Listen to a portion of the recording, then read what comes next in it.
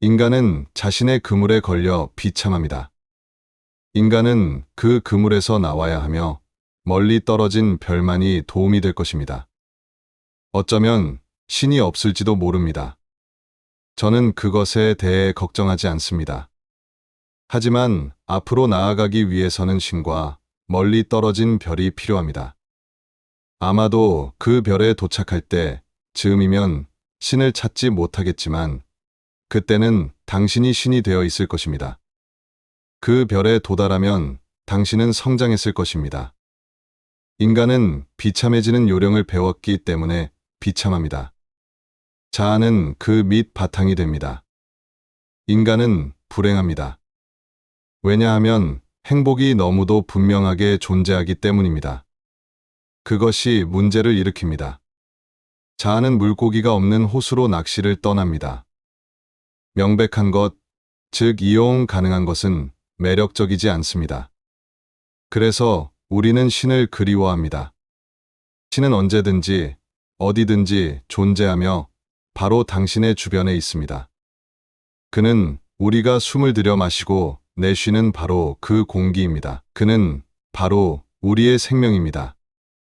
그는 우리가 살고 태어나고 녹아내릴 바다입니다. 하지만 그는 너무 가까운 거리에 있습니다. 그를 어떻게 느끼나요? 자신의 삶에서 살펴보세요. 당신은 무엇이든 가지면 곧 흥미를 잃게 됩니다. 당신에게는 아름다운 집이 있습니다. 그러나 그 집은 당신이 볼 때보다 이웃이 보기에 아름답습니다. 당신에게는 아름다운 차가 있습니다. 그 차는 차가 없는 사람들에게만 아름답게 보입니다. 당신에게는 그 차가 아름답지 않습니다.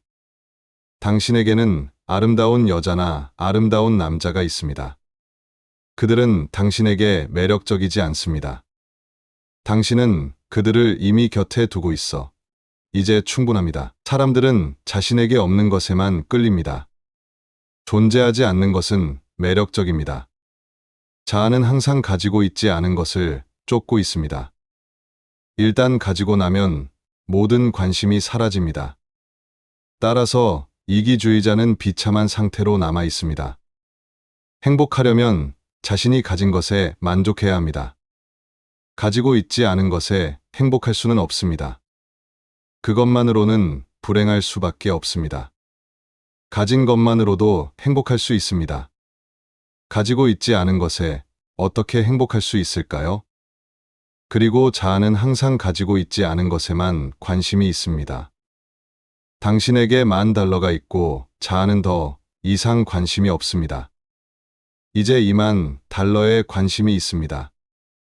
$20,000가 있을 때 즈음이면 다시 관심이 없어집니다. 이제 $30,000에만 관심이 있습니다.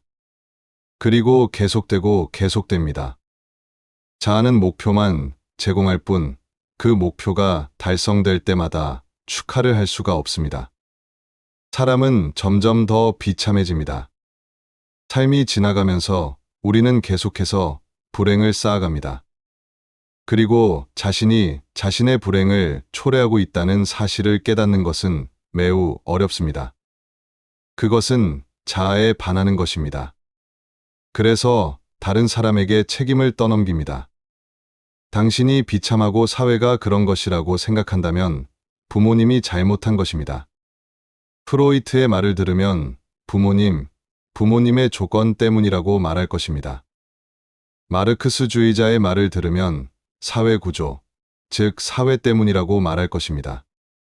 정치인의 말을 들으면 잘못된 유형의 정부이기 때문이라고 말합니다. 교육자의 말을 들으면 다른 유형의 교육이 필요하기 때문이라고 말합니다.